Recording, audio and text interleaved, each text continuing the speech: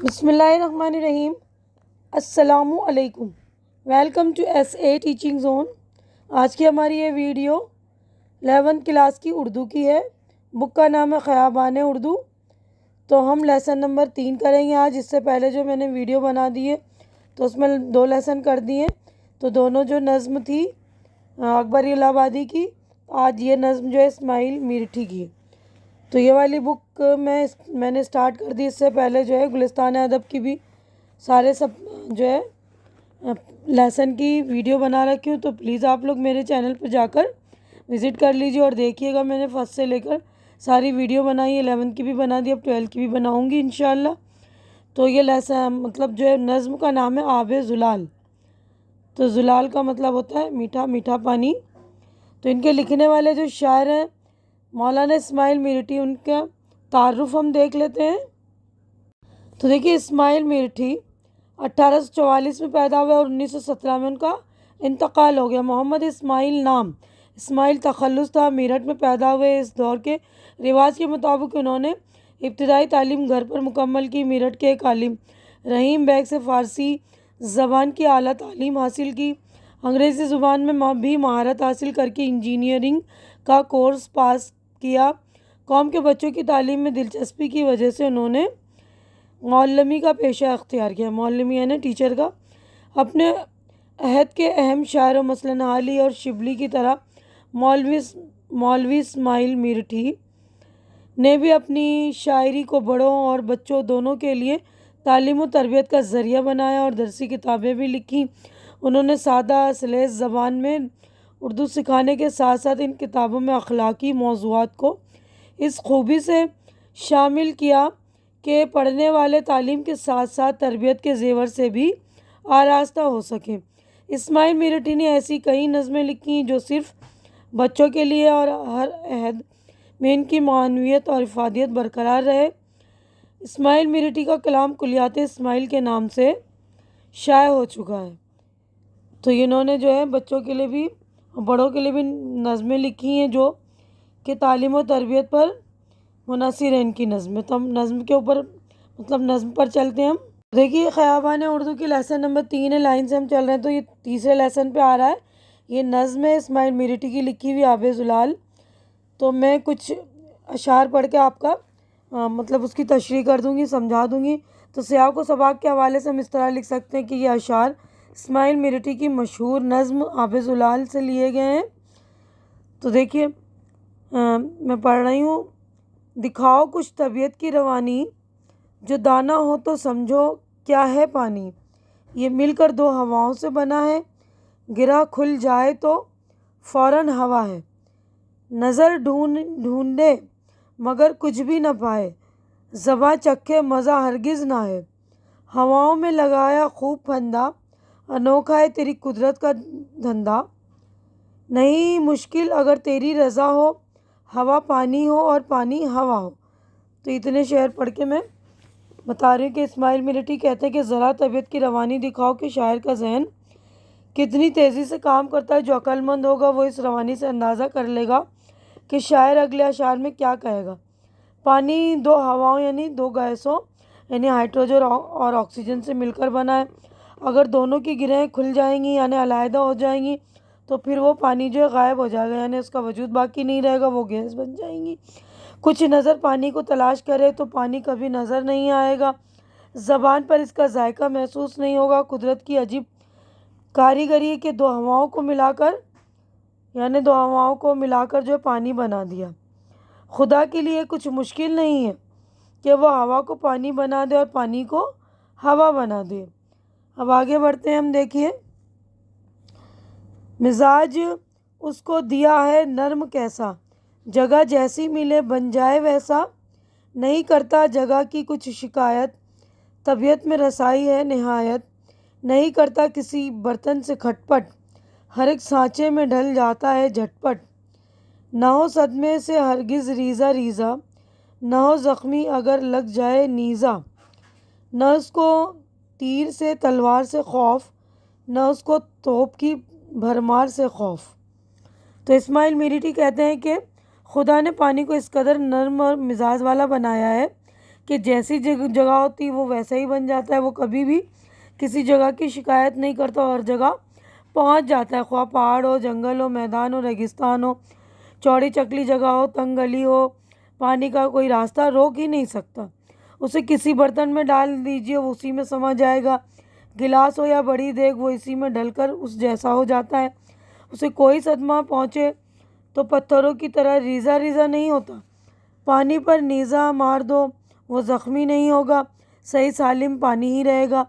पानी को तीर, तलवार और बारूद से भरी तोप से भी कोई खौफ नहीं। अब आगे बढ़ते हैं। देखिए, तवाज़े से सदा पस्ती में बहना,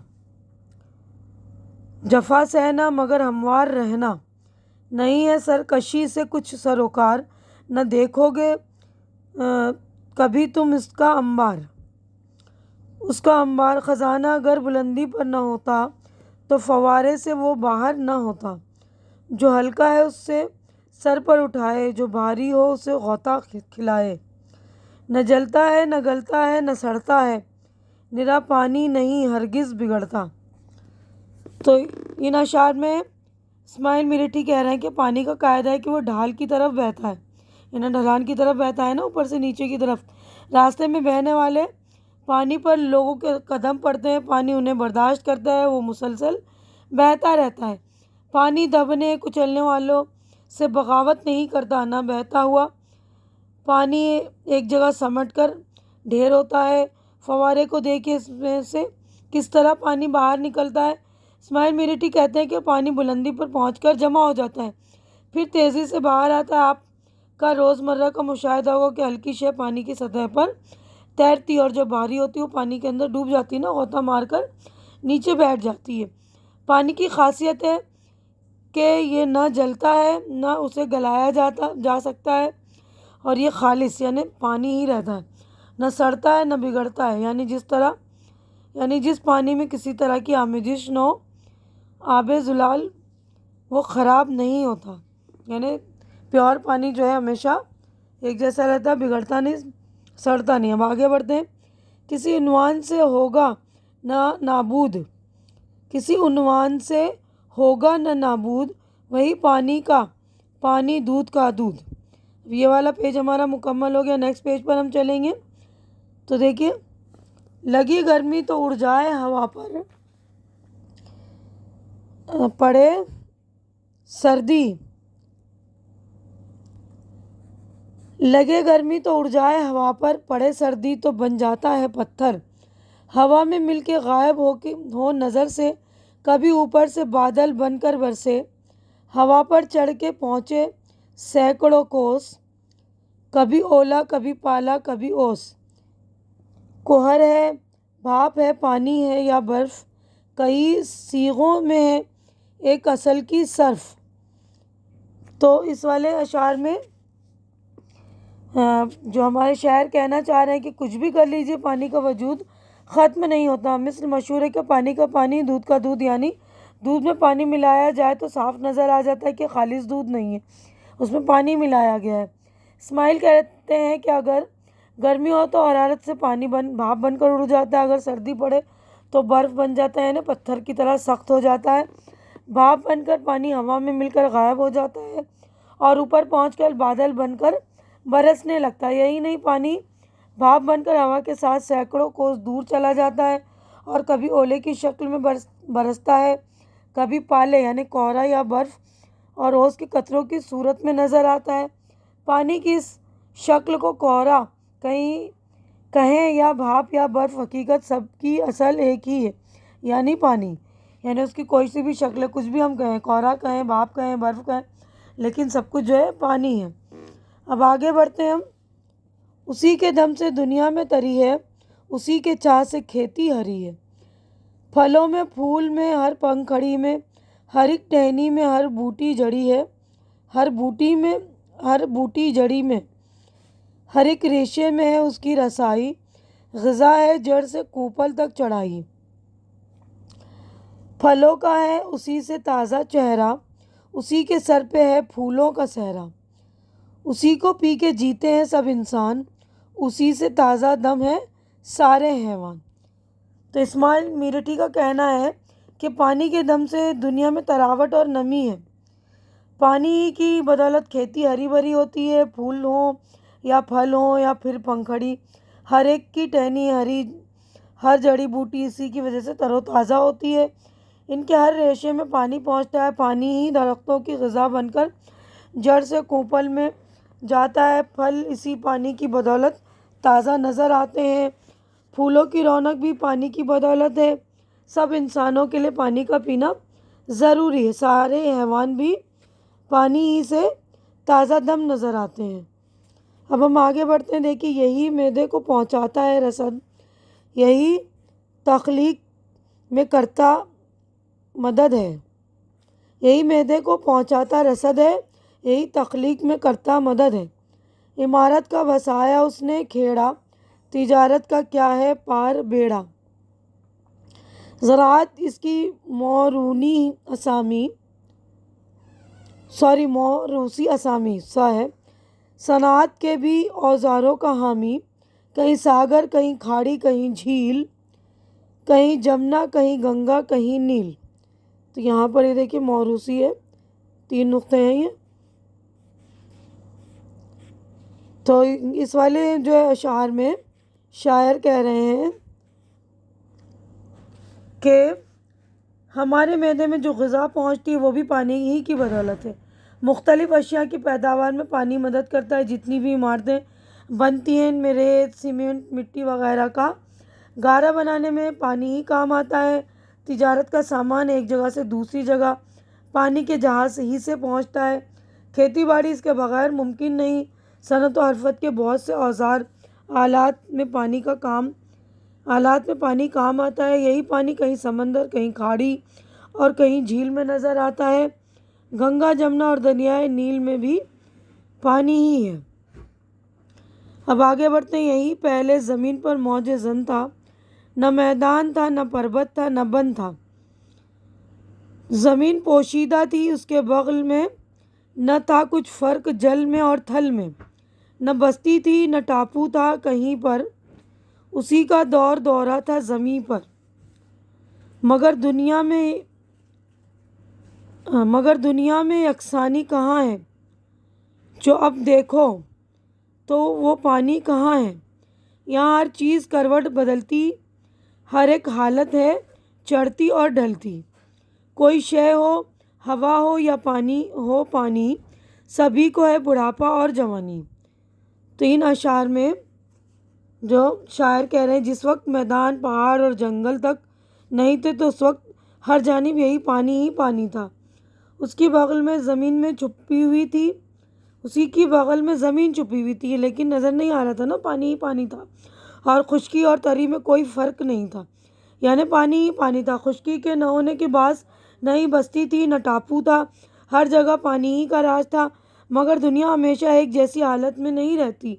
अब जो देखते हैं तो बहुत सी जगह पानी के बजाय ज़मीन है और उस पर आबादी है।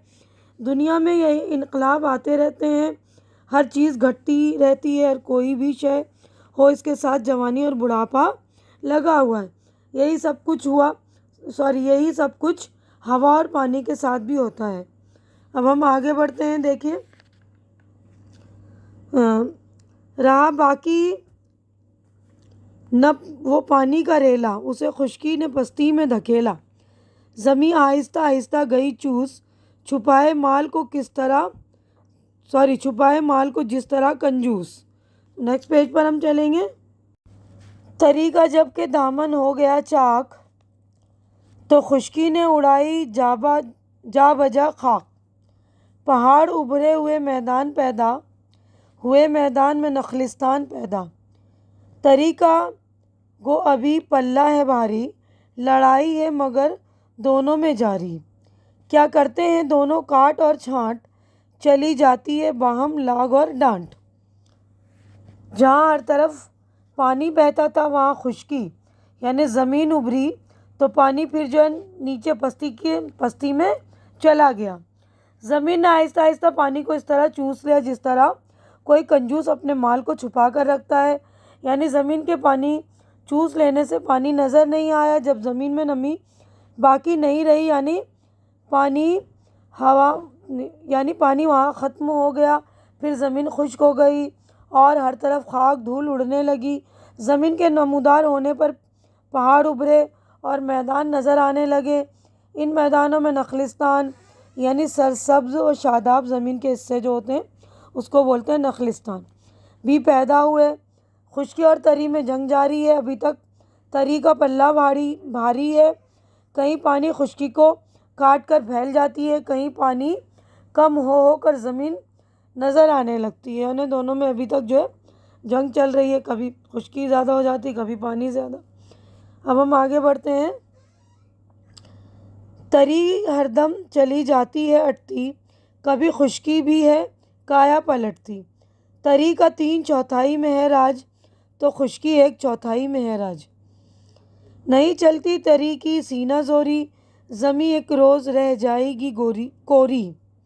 पहन रखा था जब आबिल बादा, मोटापा भी ज़मीन का था ज़्यादा। मगर अब दिन ब दिन चढ़ती है खुश्की, तरी घटती है और बढ़ती है खुश्की। कमी बेशी नहीं आती नज़र कुछ, बहुत उम्रों में होता है असर कुछ। तो इस्माइल मीरठी कहते हैं कि तरी यानी पानी वाला जो हिस्सा है खुश्की के साथ साथ ही चल रहा है, चलती है दोनों। तरी और खुश्की पानी के साथ साथ, खुश्की और तरी दोनों जो है साथ साथ चलती रहती हैं। जहाँ मौका मिलता है पानी छा जाता है, कभी खुश्की पानी की जगह ले लेती है।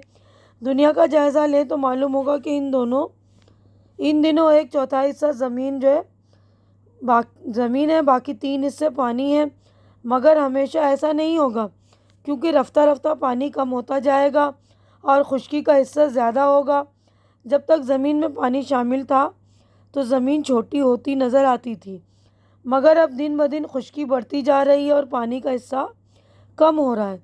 इस्माइल कहते हैं कि ज़मीन और पानी में कमी बेशी इतना सहल नहीं, इतना आसान नहीं। एक उम्र गुज़रती है तो कुछ असर होता है। हम देखते हैं कि जब आदमी की उम्र बढ़ती है तो फिर उसमें बहुत सी जो है तब्दीलियाँ नज़र आती हैं। तो इसी तरह पानी और जो है खुश्की वाला हिस्सा जो है इसमें तब्दीलियाँ बहुत दिनों के बाद, बहुत मतलब एक अरसे के बाद नज़र आती है ना। तो यहाँ पर हमारी नज़्म हो गई है मुकम्मल। अब यहाँ पर देखिए नज़्म के लिखने वाले शायर इस्माइल मीरठी। आगे बढ़ते हैं तो यहाँ पर देखिए सवालात हैं, 5 सवालात हैं, तो हम पाँचों के जवाबात देख लेंगे। पहला सवाल है, पानी के सदा पस्ती में बहने की शायर ने क्या वजह बयान की है? तो जवाबात देख लीजिए। तो पानी की खासियत है कि वो बुलंदी से नीचे की तरफ आता है। अगर शायर ने इस खासियत को दूसरे मानी पहनाए हैं कि खुदा ने पानी को नर्म मिजाज बनाया है, वो जैसी जगह होती है इसमें समा जाता है, किसी से लड़ता झगड़ता नहीं, इसीलिए वो आजिज़ी के साथ पस्ती में बहता रहता है। सवाल नंबर 2, पानी के पत्थर बन जाने से क्या मुराद है?